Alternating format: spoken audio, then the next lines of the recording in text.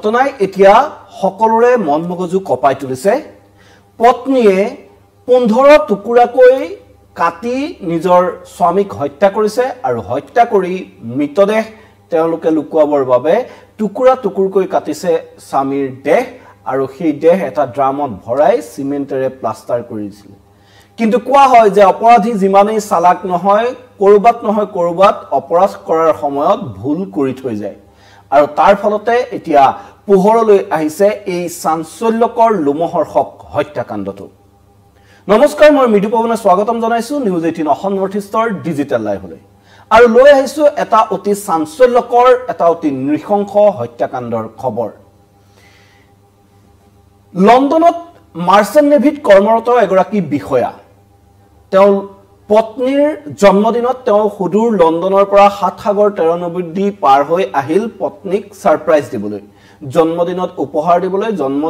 পত্নীৰ জন্মদিনৰ দিনটো তেওঁ উদযাপন কৰিবলৈ সুদূৰ লণ্ডনৰ পৰা আহিছিল ভাৰতলৈ আৰু আহি পাই পেলাই তেওঁ সন্মুখীন হ'ল এই অনাকাংক্ষিত পৰিস্থিতিৰ আৰু নিজৰ জীৱনেই তেওঁ হেৰুৱাবলগীয়া হ'ল লণ্ডনৰ পৰা সাৰপ্ৰাইজ দিবলৈ তেওঁ যেতিয়া পত্নীৰ ওচৰত তেওঁ ঘৰত যেতিয়া উপস্থিত হ'ল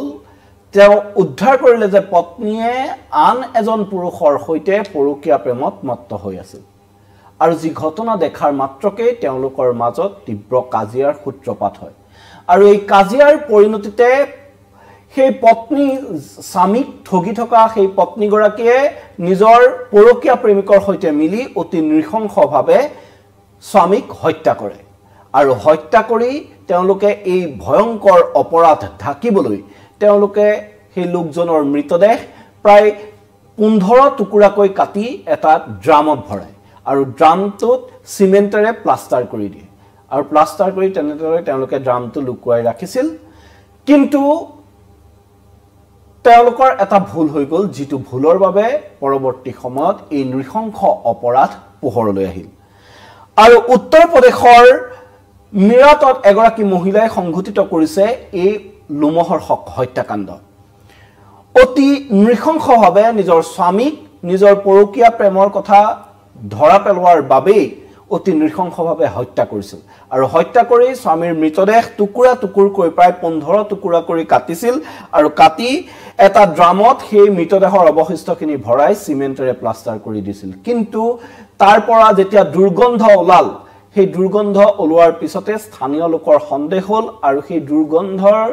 উৎস বিচাৰি যেতিয়া এটা ড্ৰামৰ পৰা সেই দুৰ্গন্ধ পালে ৰাইজে খবৰ দিলে আৰক্ষীয়ে অনুসন্ধান চলোৱাত পোহৰলৈ আহিল এই নৃশংস হত্যাকাণ্ড আৰু দুৰ্গন্ধ একমাত্ৰ সেই দুৰ্গন্ধ মৃতদেহৰ যি দুৰ্গন্ধ সেই দুৰ্গন্ধৰ বাবে এই অপৰাধটো পোহৰলৈ আহিল আৰু 4 মাৰ্চত নিৰুদ্দেশ হোৱা এই মাৰ্চেণ্ট নেভিৰ সৌৰভ ৰাজপুত 29 বছৰীয়া এজন সুঠাম যুৱক তেওঁ সৌৰভ ৰাজপুত তেওঁ 4 মাৰ্চৰ পৰা নিৰুদ্দেশ হৈ আছিল আৰু এই সন্দৰ্ভত আৰক্ষীক ইতিমধ্যে জনোৱা হৈছিল আৰু অতিৰিক্ত আৰক্ষী অধীক্ষক যে আয়ুষ বিক্ৰম তেওঁ জনোৱা মতে এই বিষয়টোৰ তথ্য লাভ কৰাৰ লগে লগে তেওঁলোকে তদন্ত আৰম্ভ কৰিছিল আৰু যেতিয়া সেই মাৰ্চেণ্ট নেভিৰ বিষয়াজন নোহোৱা হোৱাৰ নিৰুদ্দেশ হোৱাৰ অভিযোগ আৰক্ষীয়ে লাভ কৰিছিল আৰু ততাতৈয়াকৈ তেওঁলোকে তদন্ত আৰম্ভ কৰিছিল আৰু তদন্তৰ আৰম্ভ কৰিয়ে তেওঁলোকে সন্দেহৰ ভিত্তিত আৰক্ষীয়ে তেওঁৰ পত্নী মুস্কান আৰু প্ৰেমিক সাহিলক আটক কৰে আৰু তাৰ পিছতে জেৰাৰ সময়ত দুইজনে 4 মাৰ্চত সৌৰভক চুৰিৰে আঘাত কৰি হত্যা কৰাৰ কথা স্বীকাৰ কৰিছে আৰু তাৰ পিছতে দুইজনে মৃতদেহটো টুকুৰা টুকুৰকৈ কাটি অৱশিষ্টখিনি ড্ৰামত ভৰাই সিমেন্টেৰে বন্ধ কৰি প্লাষ্টাৰ কৰি দিছিল সেই কথা তেওঁলোকে আৰক্ষীৰ জেৰাত এতিয়া স্বীকাৰ কৰিছে আমাৰ ওচৰত কিছু ভিডিঅ' আছে আমি সেই ভিডিঅ' দেখাবলৈ যত্ন কৰিম যে কেনে ধৰণে এই ঘটনা সংঘটিত হৈছে আৰু তাৰ কিছু আমাৰ ওচৰত দৃশ্যাংশ আছে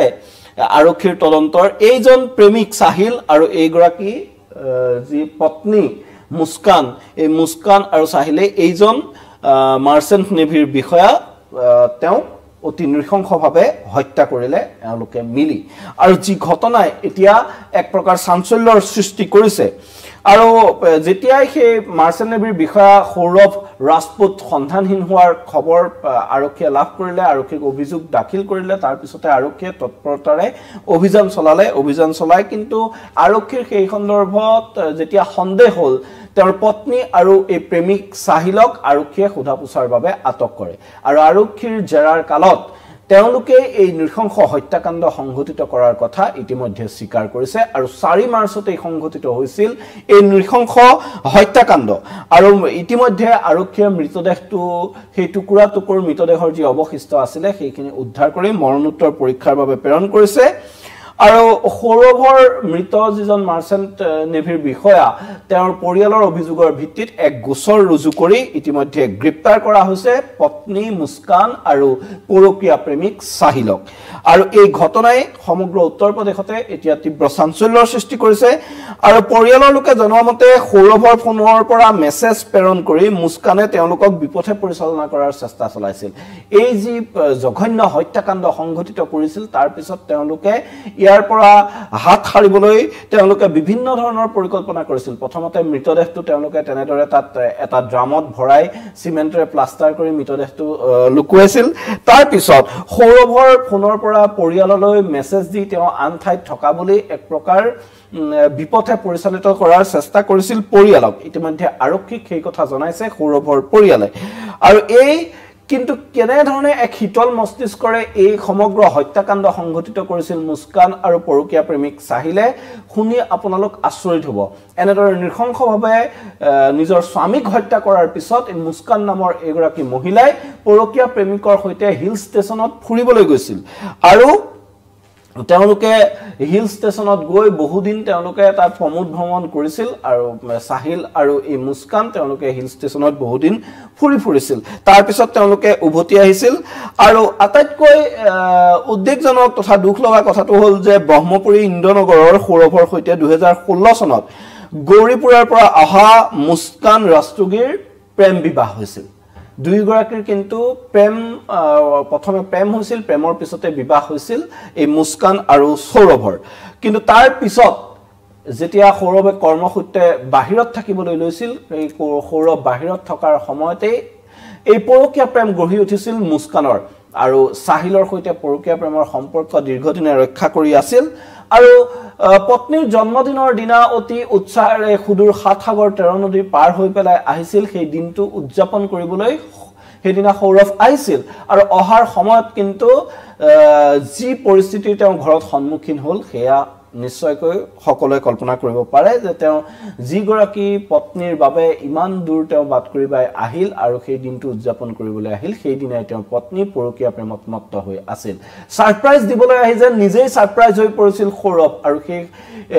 দৃশ্য দেখাৰ পিছতেই তেওঁলোকৰ মাজত সূত্ৰপাত হৈছিল কাজিয়াৰ আৰু সেই কাজিয়াৰ পৰিণতিতে পৰকীয়া প্ৰেমিক সাহিল আৰু পত্নী মুস্কানে মিলি চুৰিৰে হানি খুচি অতি নৃশংসভাৱে হত্যা কৰে সৌৰভক আৰু তাৰ পিছত এই হত্যাকাণ্ড গাপ দিবলৈ তেওঁলোকে টুকুৰ কৰিলে সৌৰভৰ মৃতদেহটো প্ৰায় 15 টুকুৰা কৰিলে মৃতদেহৰ আৰু সেইখিনি এটা ড্ৰামত ভৰাই সিমেন্টেৰে তেওঁলোকে প্লাষ্টাৰ কৰি সেই ড্ৰামটো লুকুৱাই ৰখাৰ ব্যৱস্থা কৰিলে কিন্তু যেতিয়া সেই মৃতদেহৰ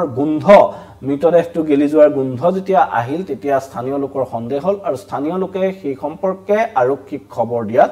এই লোমহৰ্ষক হত্যাকাণ্ডৰ তথ্য পোহৰলৈ আহিল আৰু এটা কথা এইখিনিতে আৰু এটা কথা উল্লেখযোগ্য যে তেওঁলোকৰ যি প্ৰেম বিবাহ হৈছিল প্ৰেম বিবাহৰ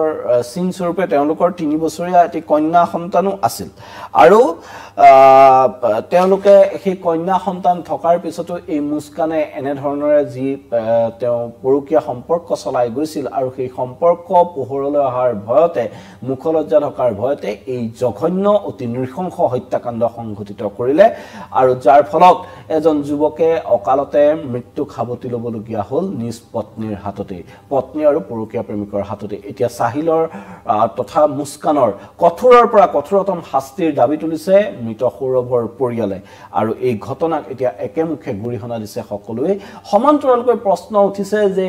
কি হ'বলৈ গৈ আছে আমাৰ সমাজখনত এনেদৰে মানুহক হত্যা কৰাটো নিজৰ আটাইতকৈ আপোনজনক হত্যা কৰাটো এতিয়া যেন অতি সহজ হৈ পৰিছে আমাৰ সমাজখনত যি ঘটনাই